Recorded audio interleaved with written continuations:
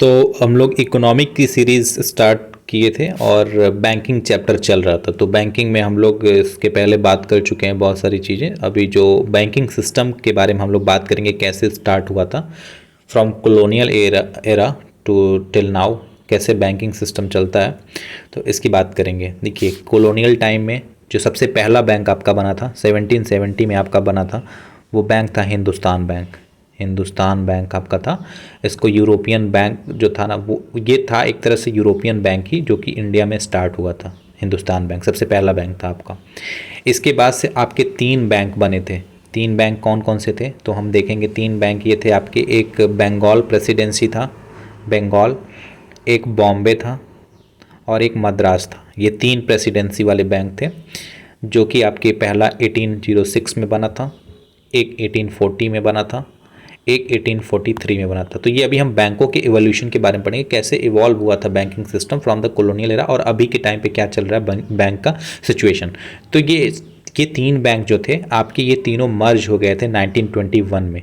1921 में मर्ज होके ये इंपीरियल बैंक ऑफ इंडिया बने थे। ठीक है, यही बैंक आगे चल के स्टेट बैंक ऑफ इंडिया बनेंगे, जिसके साथ उसके 5 एसोसिएट्स जो हैं। तो देखिए, ये 3 बैंक जो हैं ये पहले क्या बने 1921 में, इंपीरियल बैंक ऑफ इंडिया बने। ठीक है, ये 3 बैंक जो थे वो आपके बने इंपीरियल बैंक ऑफ इंडिया। ठीक है, 1921 में। फिर 1955 में ये बने स्टेट बैंक ऑफ इंडिया, और उस टाइम पे 5 इसके एसोसिएट्स थे, जैसे कि बीकानेर, जयपुर, हैदराबाद। ये सब आपका प्रिंसली स्टेट था उस टाइम पे। बीकानेर, हैदराबाद, मैसूर, पटियाला और त्रावणकोर, ये सब आपके जो ये तीनों ये 5 हो गए।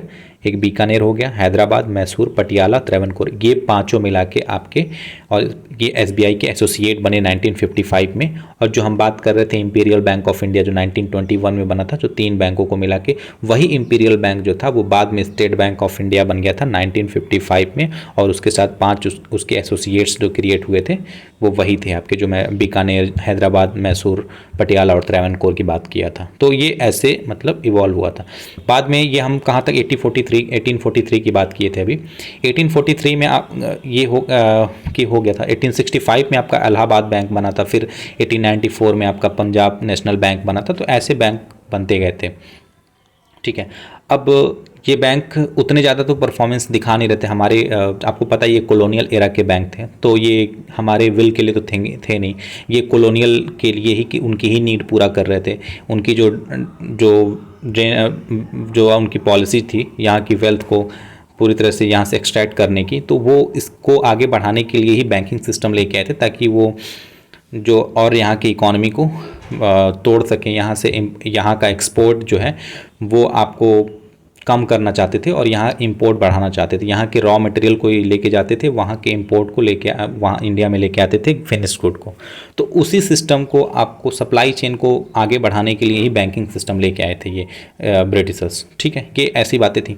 बाद में क्या हुआ 1930s में हम देखते हैं कि ग्रेट डिप्रेशन का टाइम आया था यूएसए में, यूरोपियन यूनियन में, और ब्रिटिश की जितनी भी कॉलोनी थी वहाँ पे सारे जगह पे ग्रेट डिप्रेशन वाली सिचुएशन आई थी।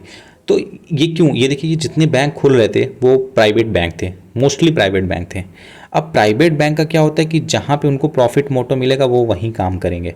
और लोग क्या थे, लोग अगर पैसे ले रहे हैं तो गारंटी उतनी ज़्यादा थी नहीं, क्योंकि बैंकिंग सिस्टम अच्छे से वो फॉर्मल तरीके से नहीं था, इनफॉर्मल वे में ही चल रहा था, क्योंकि कोई रेगुलेशन नहीं था गवर्नमेंट का।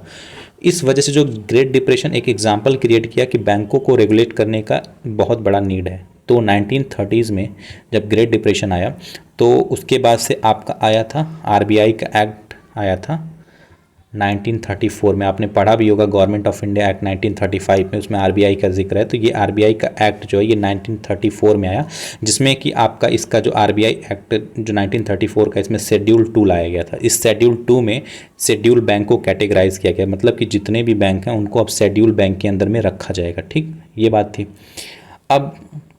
अब इन बैंकों के लिए जिनको शेड्यूल बैंक के अंदर में रखा जाएगा, उनके लिए जो आरबीआई है वो क्या करेगी, वो RBI lender of last resort करेगी। ठीक है, ये एक जो स्टेटमेंट है, ये क्वेश्चन यूपीएससी के प्रीलिम्स में पूछा है।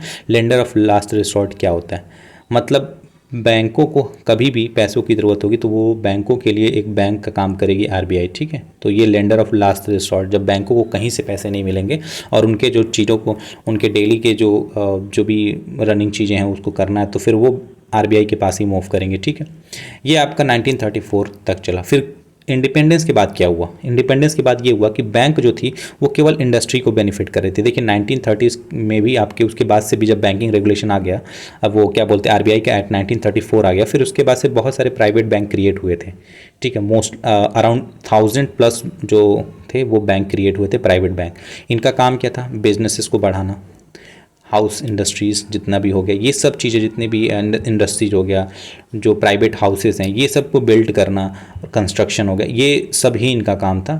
अब अगर इसमें लेमैन का तो कोई परफॉर्मेंस ही नहीं है, क्योंकि अगर कोई सिंपल अगर आदमी कोई लोन लेना चाहता है तो वो बैंक से एक्सेसिबिलिटी उतनी अच्छी थी नहीं। तो इस वजह से तो इसमें हम क्या देखेंगे कि इसमें फाइनेंशियल इंक्लूजन जो था वो बहुत कम था, मतलब नल के बराबर, मतलब कुछ था ही नहीं, एकदम पूरा। यहाँ पे ये आपका फाइनेंशियल इंक्लूजन जो था, फाइनेंशियल इंक्लूजन जो था वो नल था, ठीक है। उसके बाद से क्या हुआ? तब इसको सही करने के लिए क्या हुआ? नेशनलाइजेशन लेके आया गया था। बैंकों का नेशनलाइजेशन लाने का मेन मोटो यही था, क्योंकि फाइनेंशियल इंक्लूजन नहीं था उस टाइम पे, तो इस वजह से बैंकों का नेशनलाइजेशन लाया गया था। उस टाइम पे इंदिरा गांधी की गवर्नमेंट चल रही थी, 1969 का टाइम था। और देखिए नेशनलाइजेशन होता क्या है? नेशनलाइजेशन मतलब क्या होता है कि जो प्राइवेट की ओनरशिप है उसको गवर्नमेंट अपने पास रखे, चाहे ये ओनरशिप 1% ज़्यादा हो या कुछ भी हो। जैसे 50% की बात होती है जब, जैसे मान लीजिए अगर कोई भी कंपनी है उसमें 100% स्टेक होता है किसी एक आदमी का, कोई भी कंपनी को डिफाइन करना है तो 100% स्टेक होता है, ठीक है, 100%। अगर इसमें 50% प्राइवेट का है, 50% गवर्नमेंट का है, तो फिर ये आप मेजॉरिटी तो गवर्नमेंट के पास है ही नहीं, इक्वल वाला चीज़ है। लेकिन अगर 51% अगर गवर्नमेंट रखती है, 49 अगर प्राइवेट रखता है, तो इसको आप नेशनलाइजेशन बोलेंगे, क्योंकि ये पूरी तरह से गवर्नमेंट की बोली जाएगी बैंक, चाहे भले ही 1% ज़्यादा हो, फिर ये गवर्नमेंट की ही बोली जाएगी बैंक, ठीक है। तो ये गवर्नमेंट अपना स्टेक 50% से ज़्यादा बढ़ाने लगा, नेशनलाइजेशन करने लगा। और इंदिरा गांधी की गवर्नमेंट 1969 में थी, उस टाइम की ही बात है। तो उस टाइम से बहुत से 14 से ज़्यादा ही बैंक, मतलब मोस्टली 14 बैंक ऐसे थे जिनका नेशनलाइजेशन किया गया था, ठीक है। उसके बाद से 1980 में आके 6 और बैंकों को नेशनलाइज किया गया था। तो ये प्रोसेस चला था नेशनलाइजेशन का, ठीक है। उसके बाद हम देखते हैं कि आज हमारे पास 2022 में अभी टिल डेट में क्या है कि आपके 12 ऐसे पब्लिक सेक्टर बैंक हैं इंडिया में जो परफॉर्म करते हैं। ये गवर्नमेंट बैंक हैं, पब्लिक सेक्टर बैंक हैं। अब ये बैंक कौन कौन से हैं, ठीक है, इसको देखते हैं।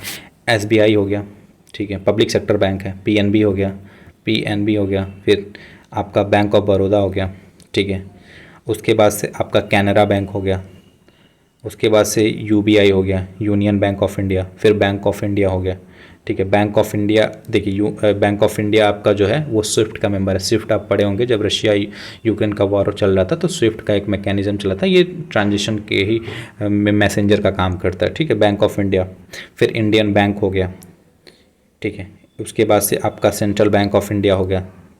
फिर उसके बाद से इंडियन ओवरसीज़ बैंक हो गया, यूको बैंक हो गया, बैंक ऑफ महाराष्ट्र हो गया, पंजाब एंड सिंध बैंक हो गया। तो ये ऐसे बैंक थे जो कि आपके अभी 12 ऐसे बैंक हैं जो आप ये पब्लिक सेक्टर बैंक हैं, ठीक है, गवर्नमेंट, एक तरह से आप बोल सकते हैं कि ये गवर्नमेंट बैंक है, ठीक है। अब हम बात करेंगे कि इस बैंकों के अलावा और भी कितने सारे ऐसे बैंक हैं। देखिए उसके बाद से क्या हुआ कि इससे भी बैंक कभी भी अगर बैंकों के अगर बात करेंगे कि बैंकों के अंदर अगर कभी भी रिफॉर्म आया है तो वो एक कॉन्टेक्स्ट लेके सामने चल रहे थे लोग, जो गवर्नमेंट थी वो कॉन्टेक्स्ट क्या लेके चले थे कि फाइनेंशियल इंक्लूजन कितना हम बढ़ा सकें। फाइनेंशियल इंक्लूजन का मतलब ये होता है कि हम कितने लोगों के पार्टिसिपेशन को उस बैंक के अंदर मिला दें। एक छोटा सा छोटा आदमी, एक गांव का भी एक आदमी जो कि कोई एक्सेसिबिलिटी नहीं है उधर, वो भी उस बैंक तक कैसे पहुंच सके, इसी को बोलते हैं फाइनेंशियल इंक्लूजन। मतलब सोसाइटी के हर सेक्शन, चाहे वुमेन हो, मार्जिनलाइज सेक्शन हो, कोई भी हो, वो बैंक तक एक्सेस कर सके, इसी को फाइनेंशियल इंक्लूजन बोलते हैं। इसके लिए क्या किया गया, रीजनल रूरल बैंक आपके बात सुनते होंगे, रूरल एरिया में लेके आया गया, ठीक है। नाबार्ड आप जानते होंगे, नाबार्ड एक तरह से बैंक नहीं है, ये बैंकों को क्या करता है, बैंकों को हैंडल कर, जैसे RBI क्या करता है बैंकों को हैंडल करता है, सेबी क्या करता है इंश्योरेंस वाले को करता है, उसी तरह से नाबार्ड जो है वो एग्रीकल्चर और एलाइड सेक्टर जितने भी हैं उन बैंकों को ये अपने अंदर में एम्बिट में रखता है। तो ये नाबार्ड हो गया, ठीक है। नेशनल हाउसिंग बैंक NHB, ये हाउसिंग सेक्टर में देखता है। SIDBI हो गया, स्मॉल इंडस्ट्री के लिए है SIDBI। फिर SIDBI, ठीक है, SIDBI। फिर उसके बाद से EXIM, इसके बारे में हम अभी पूरा डिटेल में पढ़ेंगे आगे, पूरी सारी जितनी भी बैंकिंग सिस्टम है इसके बारे में सब पढ़ेंगे। अभी हम बस कॉन्टेक्स्ट बता रहे हैं कि कैसे बैंकों का एवोल्यूशन हुआ, कैसे फाइनेंशियल इंक्लूजन को बढ़ाया गया था, ठीक है। उसके बाद एग्जिम जो है एक्सपोर्ट इंपोर्ट को देखता है। तो इन सब को लाया गया था regional rural bank, NABARD, national housing bank, SIDBI, EXIM bank, इन सबको लाया गया था फाइनेंशियल इंक्लूजन को बढ़ाने के लिए, ठीक है। इतना किया गया। उसके बाद से बैंकिंग रेगुलेशन एक्ट भी आया था फर्दर आपका 1949 में। ये भी क्यों आया था, आखिर 1934 में आरबीआई एक्ट भी क्यों लाया गया था? आपको पता ही है, ग्रेट डिप्रेशन आया था उस टाइम पे, तब पता चला कि रेगुलेशन कितनी ज़रूरी है बैंकों के अंदर में, क्योंकि बैंक जो है वो कोर एरिया परफॉर्म कर रही है। बैंक जो है वो सारे चीज़ों को के बीच में एक लिंक का काम कर रही है, तो क्यों रेगुलेशन ज़रूरी था, इसीलिए इसके बाद से बैंक रेगुलेशन एक्ट लाया गया था आपका बैंक रेगुलेशन एक्ट लाया गया था 1949 में, ठीक है। इसका भी जो था ये पूरा मीन्स इसका था आरबीआई एक्ट के ही मॉडल पे इसको तैयार किया गया था, ठीक है। ये लेके आया गया था और रेगुलेशन बढ़ाया गया था। उसके बाद से आपका क्या हुआ था, 1955 और 56 में आपका नेशनलाइजेशन किया गया इंश्योरेंस का। अभी तक तो बैंकों का चल रहा था, फिर अब इंश्योरेंस का भी नेशनलाइजेशन किया गया था, ठीक। तो ये चीज़ें ऐसी थी। उसके बाद से हम आगे अभी इसके बारे में हम पढ़ेंगे कि देखिए अब इतना हम बात कर लिए, ठीक है। अब नेशनलाइजेशन किया गया था तो क्या उसके मतलब, देखिए ऐसा नहीं कि कोई चीज़ें बहुत इफ़ेक्टिव तरीके से चल रही थी। अब नेशनलाइजेशन करने के बाद भी बहुत सारी दिक्कतें थीं, क्योंकि अब रेगुलेशन लाया जा रहा था धीरे धीरे। दिक्कतें क्या हो सकती थी, जैसे कि मान लीजिए बहुत ज़्यादा पॉलिटिकल इंटरफेरेंस था, क्योंकि अब प्राइवेट से गवर्नमेंट आ गया तो पॉलिटिकल इंटरफेरेंस तो होगा ही होगा, ठीक है। ट्रेड यूनियन क्रिएट हो रहे थे बहुत ज़्यादा, क्योंकि अब ये चीज़ें थी कि अब ओनरशिप की बात हो रही थी, प्राइवेट ओनरशिप से अब हट के चीज़ें जा रही थी, वो चीज़ें थी। अब ये था कि रिज़र्व रिक्वायरमेंट बहुत ज़्यादा बढ़ गया था, ठीक है। अभी आपका सीआरआर जो था पहले 15% था, अभी ये था इन लोग का 4% ये रखा गया था। तो ये क्या था, अब जैसे ही गवर्नमेंट वाली चीज़ें आ गई थी तो इसमें रेगुलेशन ये था कि और स्ट्रिक्ट कर दिया गया था इस चीज़ को, ठीक है। उसके बाद से क्या था कि आपको कहीं भी मतलब जैसे कि बैलेंस ऑफ पेमेंट का जो क्राइसिस आया था, वो बैंकिंग रेगुलेशन भी कुछ उसमें रोल प्ले किया था, क्योंकि लोन बिजनेसेस के लिए लोन उतना अवेलेबल नहीं था, पैसे नहीं थे, बैलेंस ऑफ पेमेंट की क्राइसिस इसी वजह से आई थी। तो ये भी एक उसमें भी परफॉर्म करता था। तो बहुत सारी दिक्कतें अभी भी चल रही थी, इसमें भी फर्दर रिफॉर्म आएगा, ठीक है। तो वो चीज़ें रिफॉर्म आएगा उसके बारे में हम बात करेंगे आगे कि कैसे कैसे बैंक और आगे तक इवोल्यूशन हुआ इसका, और ज़्यादा कैसे बैंक में रिफॉर्म आया था, तो उसके बारे में हम लोग पढ़ेंगे। उसके कौन से प्राइवेट बैंक थे, कौन से गवर्नमेंट बैंक थे, शेड्यूल कॉमर्शियल बैंक क्या होते हैं, उसके बारे में भी आगे हम बात करेंगे। तो फिर अभी के बारे में इतना ही है कि बैंक कैसे कॉलोनियल एरा में कैसे था, फिर उसके बाद से कैसे नेशनलाइजेशन हुआ, क्यों ज़रूरत पड़ी, ठीक है। तो आगे फिर बात करेंगे नेक्स्ट टॉपिक के बारे में, ठीक।